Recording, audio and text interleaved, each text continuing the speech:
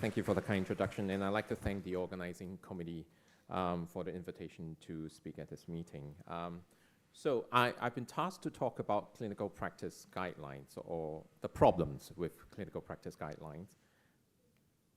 So these are my disclosures, but more importantly, I'm going to have some confessional disclosures that I will need to make. So number one, I will be discussing the inadequacies of the KDIGO guidelines. It is not any fault of KDIGO. I really like the KDIGO staff very much, and Michael is looking at me with piercing eyes. But more importantly is that I'm also a working group member of the two KDIGO guidelines, so I am guilty of perpetuating these inadequacies. And if you're here to listen to high quality evidence and the statements I'm going to make later, it's not going to be a level 1 recommendation. It won't be we recommend or level 2 where we suggest. The quality of evidence will not be A to D, it will not be high quality evidence, but rather I will be making statements that will be graded level 3, we repent. And the quality of the evidence will be quality F, it will be really the quality that matters. Now, clinical practice guidelines are a fantastic summary. We expect them to summarize high quality evidence in the literature, making recommendation statements on how we should manage patients with particular medical problems. But in reality, however, when the guidelines do come out, they are hardly implementable. And a lot of times, it's not applied in daily clinical practice. And just like all our diabetic patients who think that they look like the picture on the left, in reality, guidelines needs a lot more improvement in terms of implementation.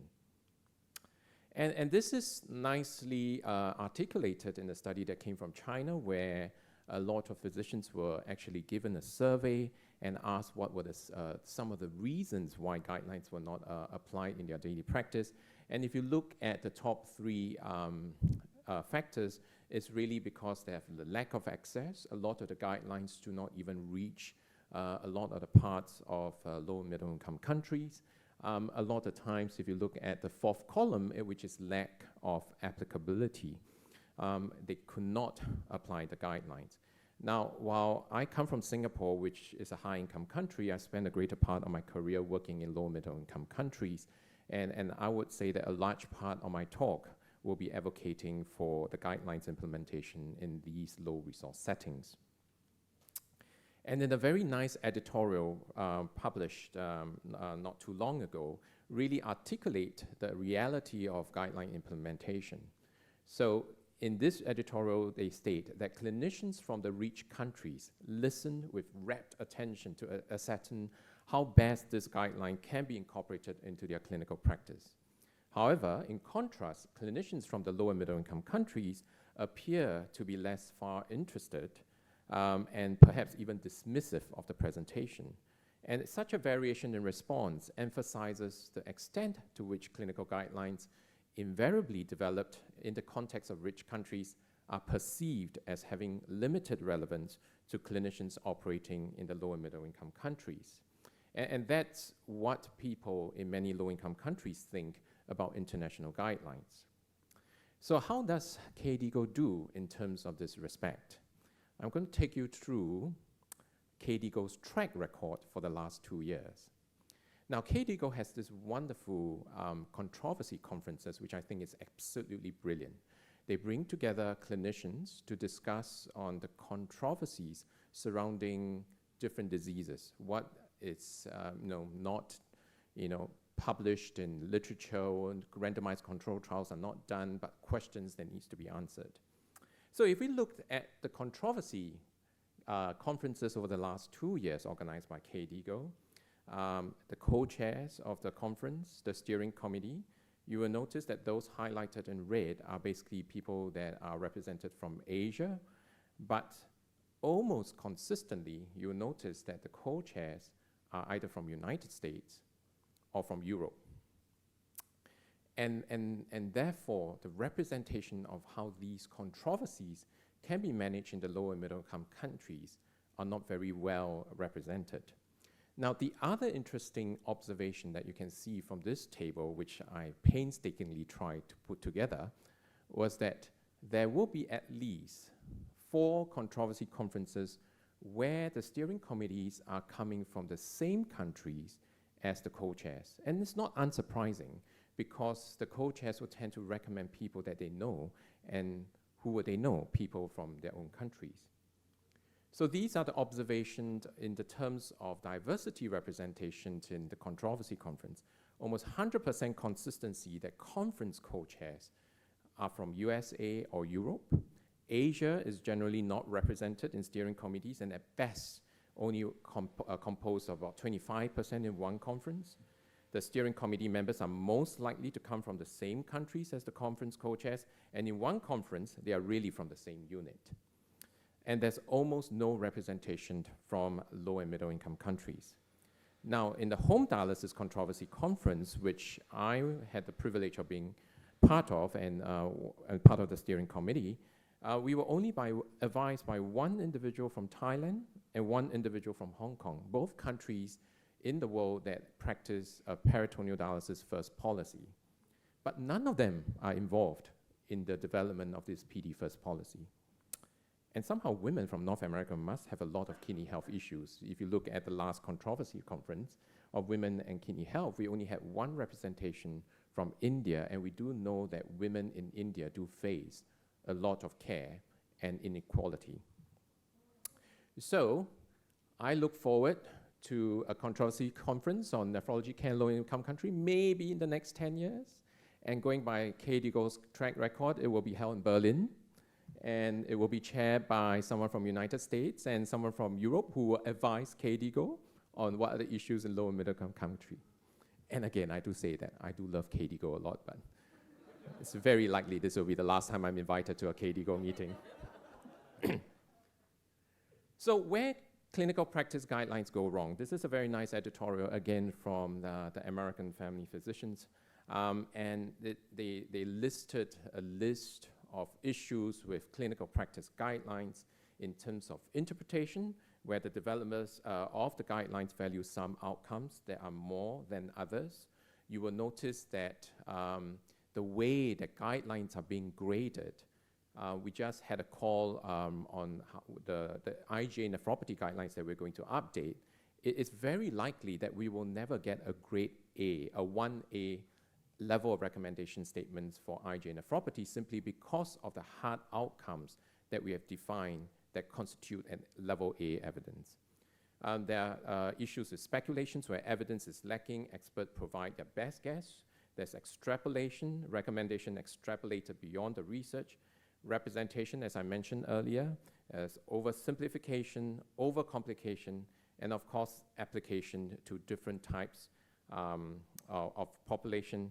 And when it comes to money, guidelines have not done very well in trying to develop the financial impact of recommending certain statements.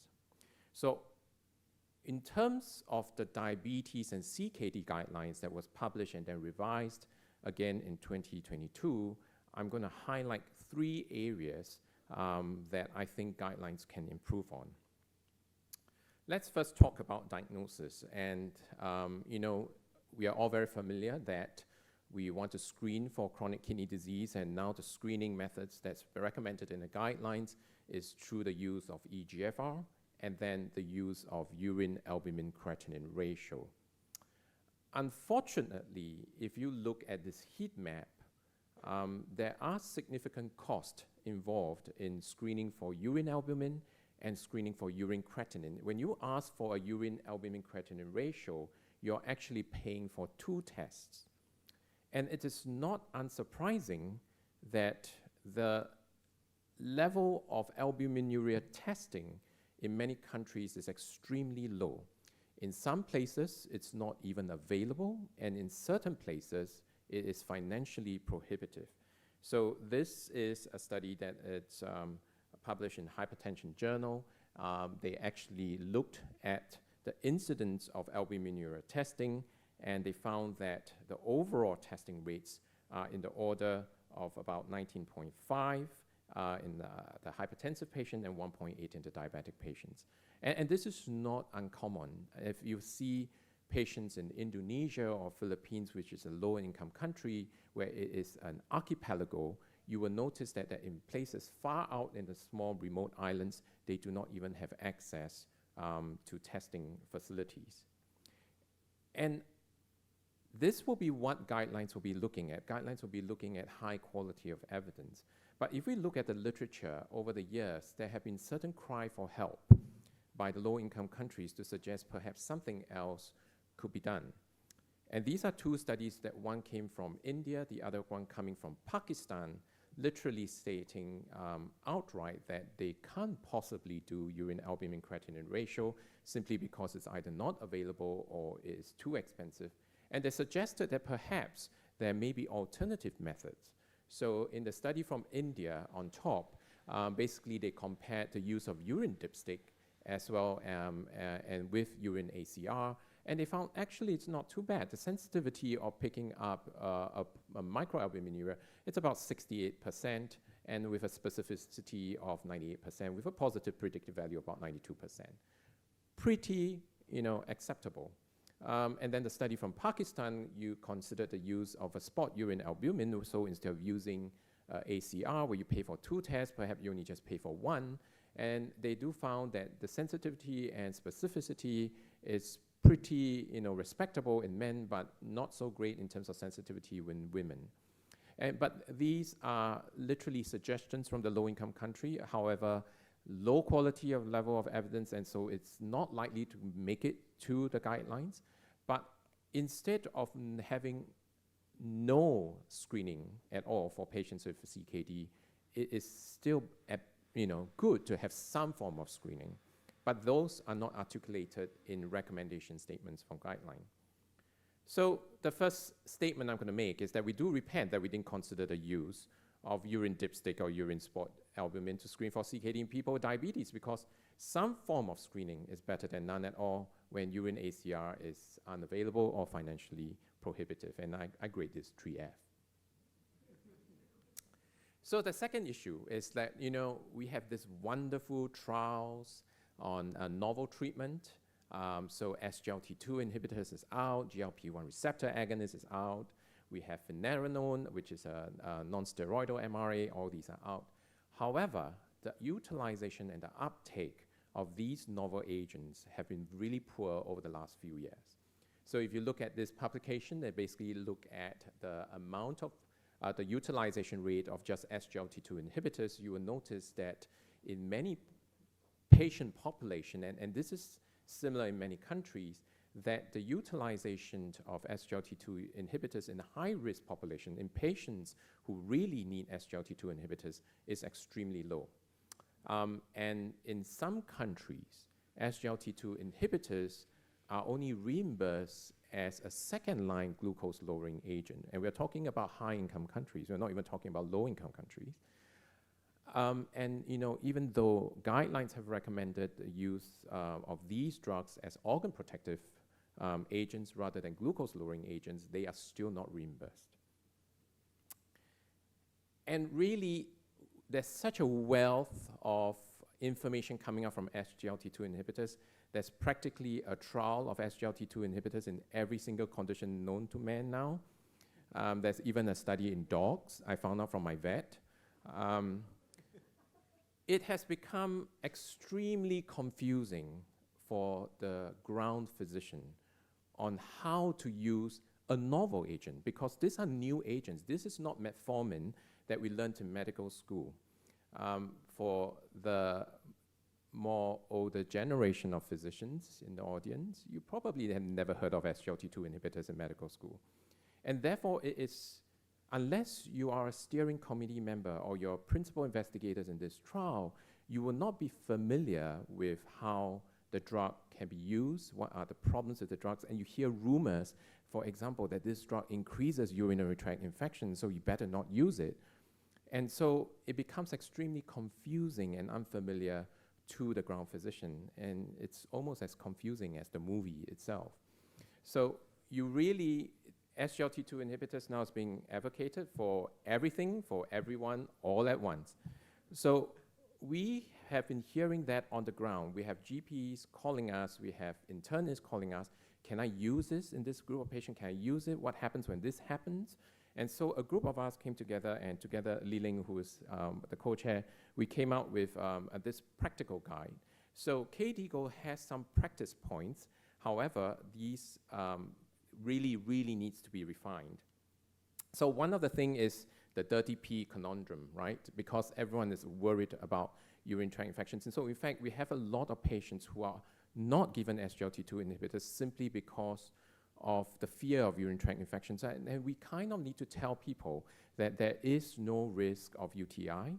There are certain, very practical questions like, do I need to do a urine culture? What happens if the patient has asymptomatic bacteriuria? Does that mean if a patient has UTI, I can't use it anymore? So these are the issues that I think the ground physicians need help with. And I'm a flowchart kind of person. I like to sort of develop that for the ground physicians so that they can look at it quickly and then know what to do. But at the same time, you do want to provide them with some practical aids that they can go and give to the patients, because in a busy clinic, you do want them to be able to go through with the patients what are the points that needs to be considered when you're being given the SGLT2 inhibitors. So yes, we recommend a novel treatment, but we need to kind of tell them how to use it. So my second statement is that we repent for assuming everyone will know what to do with a novel agent and ignoring the fact that unfamiliarity perpetuates hesitancy in optimal implementation of treatment guidelines. And we repent in not recognizing that practical aids are needed to guide the ground physician in using these novel treatment options confidently. And despite the fact that there is unfamiliarity, we are also assuming that these novel agents are widely available.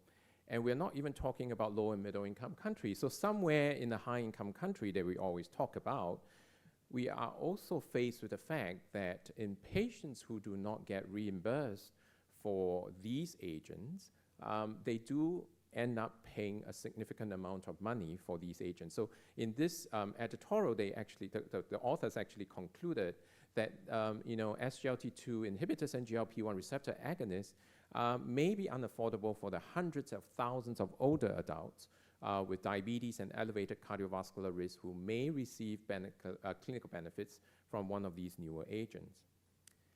And then at the same time, we do recommend this multidisciplinary care model in the KDIGO guidelines. This brings to the point that we are assuming that all these will fall into place once we make these clinical recommendation statements. But in reality, if we look at the workforce that we have across the world, there is a significant shortage of the nephrology workforce. To summarize, while in the high-income countries, they reported nephrologist density of about 28.52 per million population, look at what we see in the low-income country. You have less than 0.5 per million population. High-income countries has a 30 times greater nephrology trainee density than the low-income countries. We have a shortage in all care providers in nephrology.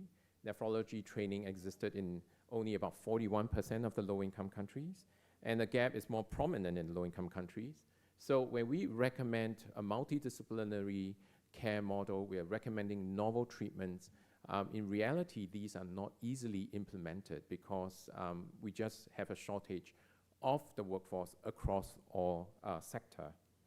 And the other question is really is that how we are going to provide this putting together the multidisciplinary team for the untrained clinician. For a GP, for a ground physician in solo practice, how is that going to be done? Not every single ground physician is a Juliana Chan. There is no way that every ground physician is going to be able to put together Jade. It's not possible, right?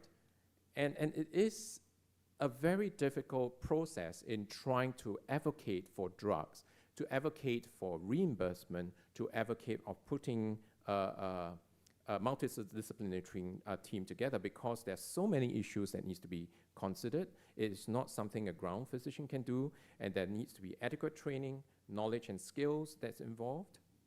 So my third statement is, yes, we repent for not acknowledging that a special skill set and necessary training are needed to advocate for the implementation of guidelines at a system level. Repent for making these lofty statements without providing the necessary support for the busy physician. So I'd like to summarize. Clinical practice guidelines do provide a good summary of current evidence and expert opinions of treatment approaches. Global guidelines need to take into account differences in health economics and healthcare systems with adequate representations from the low and middle income countries. High quality evidence recommendations are often white elephants in the low resource settings, and really alternatives are necessary to bridge the lengthy road to the eventual implementation. Practical considerations are necessary when recommending novel treatments which are often unfamiliar to the ground physician, and implementation of guidelines in low resource setting often requires special skill sets in advocacy and policy development. It takes a certain level of skill to talk to politicians. We kind of need to bring our IQ down a little bit. Engagement at the system level is really needed, and the how needs to be carefully considered. So I hope that, truly this is KDIGO. It is not improving America or European outcomes. There will be a lot more representation from Asia. And again, I do hope that this is not the last time I'm invited to a KDIGO meeting. I thank you for your kind attention.